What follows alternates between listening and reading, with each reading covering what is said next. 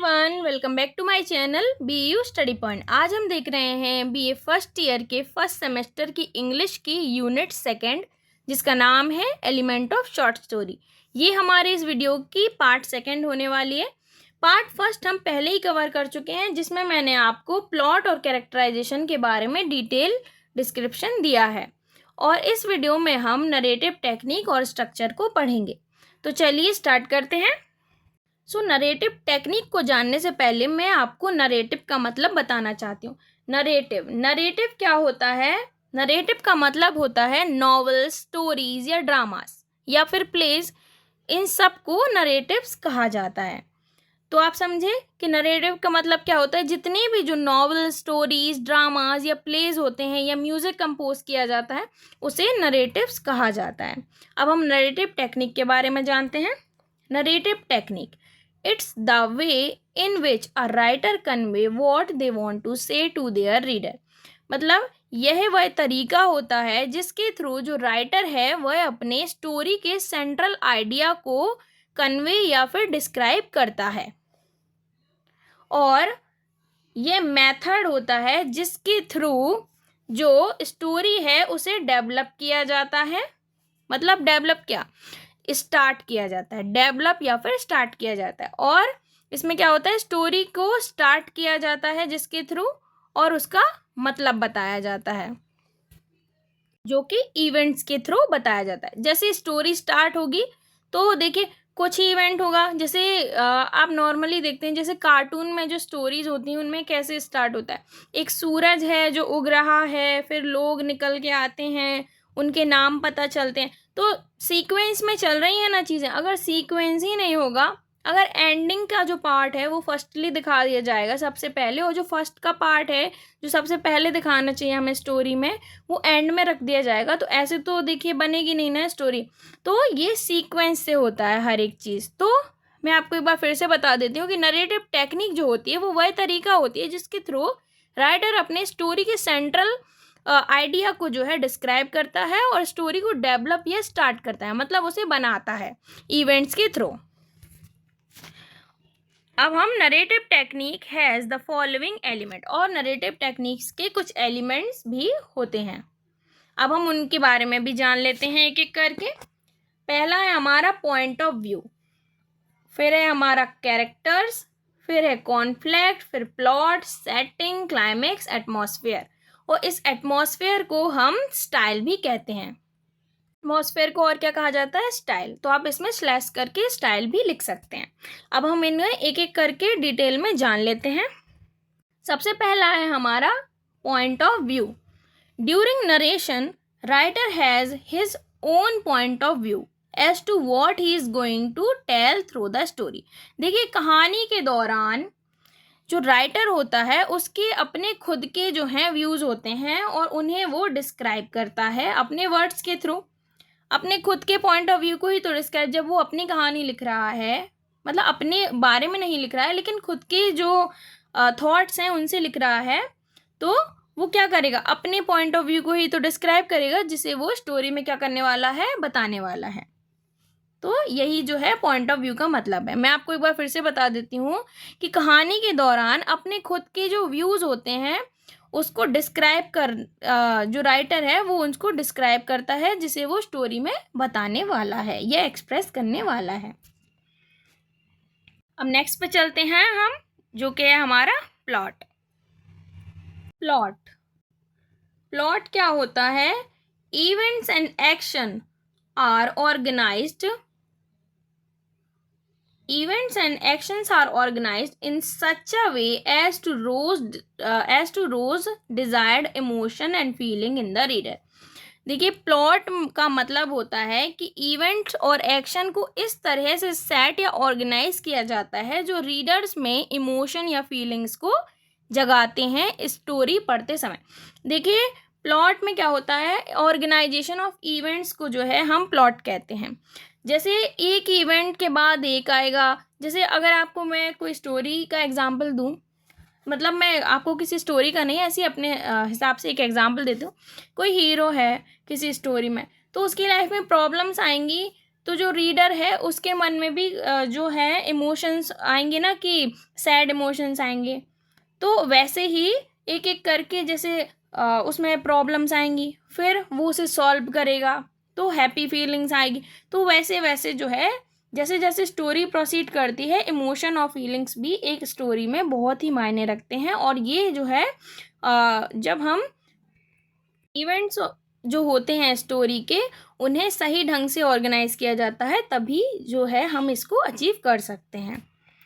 अब हम अपने नेक्स्ट पे चलते हैं टॉपिक पे, जो है कैरेक्टर्स। तो अब हम पढ़ेंगे characters. Characters are the people involve in the narrative. तो वह लोग जो कहानी या स्टोरी में इन्वॉल्व होते हैं, उन्हें क्या बोलते हैं? हम कैरेक्टर्स बोलते हैं। Process by which writer create character is called characterisation. और जिस प्रोसेस से राइटर जो है कैरेक्टर क्रिएट करता है, उसे क्या बोलते हैं? कैरेक्टराइजेशन बोला जाता है। अब चलिए, अब हम अपने नेक्स्ट पे चलते हैं, जो कि है कॉन्फ्लिक्ट। तो कॉन्फ्लिक्ट का मतलब होता है conflict refers to the issue और problem faced in the story. Conflict मतलब है जो भी इशू और प्रॉब्लम्स एक प्रोटैगनिस्ट या फिर मेन कैरेक्टर जो फेस करता है स्टोरी में, उन्हें उस स्टोरी के कॉन्फ्लिक्ट्स कहा जाता है। अब है इसके बाद है हमारा सेटिंग्स। सेटिंग्स का मतलब होता है टाइम और प्लेस, जो कि स्टोरी में दर्शाया जाता है, उसे हम सेटिंग्स कहते हैं, उसे हम सेटिंग ऑफ द स्टोरी कहते हैं। फिर आता है हमारा क्लाइमेक्स। क्लाइमेक्स है the highest point of tension in the story.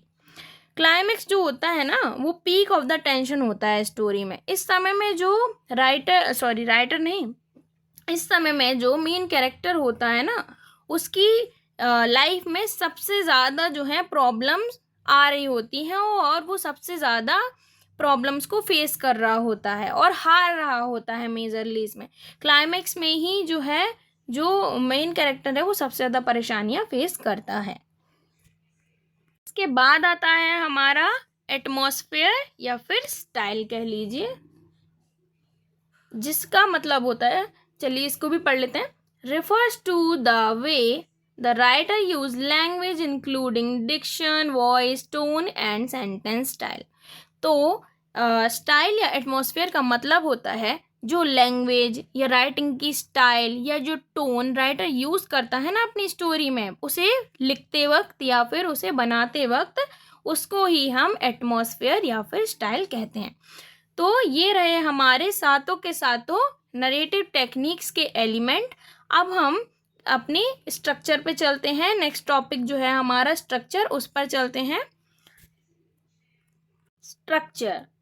Structure होता है sum of the relation of the part of each other और developing unity of work is called structure. तो देखिए, स्ट्रक्चर का मतलब होता है वह रिलेशन जो राइटर अपनी स्टोरी में अरेंज करता है, एंड हर पार्ट या इवेंट एक दूसरे से कनेक्ट और यूनाइट होकर एक स्टोरी को प्रेजेंट करते हैं। इसे ही हम स्ट्रक्चर ऑफ द स्टोरी कहते हैं। अब हम इसके टाइप्स देखेंगे कि स्ट्रक्चर के कितने टाइप्स होते हैं। Each genre of the literature has a structure in a play. देखिए, कुछ भी हम लिटरेचर में लिखते हैं तो उसका एक स्ट्रक्चर होता ही है। देखिए, सीक्वेंस तो हर एक चीज़ का होता है ना, कि स्टार्टिंग कब है, एंडिंग कब है, क्लाइमेक्स कब है, फॉलोइंग एक्शंस कब स्टार्ट होंगे, या फिर स्टोरी राइज कब करेगी, कैरेक्टर्स कब इंट्रोड्यूस किए जाएंगे। तो हर जेनर में स्ट्रक्चर का होना बहुत ज़रूरी होता है। अब हम इसके टाइप्स देख लेते हैं स्ट्रक्चर के। स्ट्रक्चर के जो होते हैं मेनली दो टाइप्स के जो हैं स्ट्रक्चर होते हैं। एक है हमारा फॉर्मल स्ट्रक्चर, दूसरा है नॉन फॉर्मल या इनफॉर्मल स्ट्रक्चर। फॉर्मल स्ट्रक्चर में जो होता है फॉर्मल स्ट्रक्चर जो होता है वो एक्ट और सीन्स का बना हुआ होता है। इसमें जो है एक्ट और सीन्स पे ज़्यादा फोकस किया जाता है। और जो नॉन फॉर्मल स्ट्रक्चर जो होता है ना, उसमें इवेंट्स और एक्शंस पे ज़्यादा फोकस किया जाता है। तो आपको देख लीजिए आप कि फॉर्मल स्ट्रक्चर में किस पे फोकस किया जाता है, एक्ट और सीन्स पे, और नॉन फॉर्मल में इवेंट और एक्शन पे ज़्यादा फोकस किया जाता है। और जो स्ट्रक्चर ऑफ द पोयम होता है, structure of the poem is there in its central event. जो स्ट्रक्चर होता है ना, उसमें स्टोरी में हुए एक्शंस और सीन्स को डिस्क्राइब किया जाता है। और structure in fiction consist of plots, और ये प्लॉट का बना होता है, मतलब डिफरेंट डिफरेंट इवेंट्स का बना होता है। सो गाइज, ये वीडियो हमारी यहीं तक थी। इस वीडियो में हमने नरेटिव टेक्निक और स्ट्रक्चर को कवर किया है, और हमारी एलिमेंट ऑफ शॉर्ट स्टोरी जो है वो यहाँ पर ख़त्म हो जाती है। इसके बाद हमें type of prose and prose style के बारे में पढ़ना है, जो कि यूनिट सेकेंड का पार्ट सेकेंड होगा हमारे, और इसे हम नेक्स्ट वीडियो से स्टार्ट कर देंगे। अगर आपको ये वीडियो पसंद आया है तो प्लीज़ इस वीडियो को लाइक, चैनल को सब्सक्राइब और वीडियो पर कमेंट ज़रूर कीजिएगा। मैं जल्दी से जल्दी आपका सारा सिलेबस जो है कवर करा दूंगी, आप बस प्लीज़ सपोर्ट बनाए रखिएगा। So at the end, I just wanted to say that please like, share and subscribe to our channel, and thank you for watching.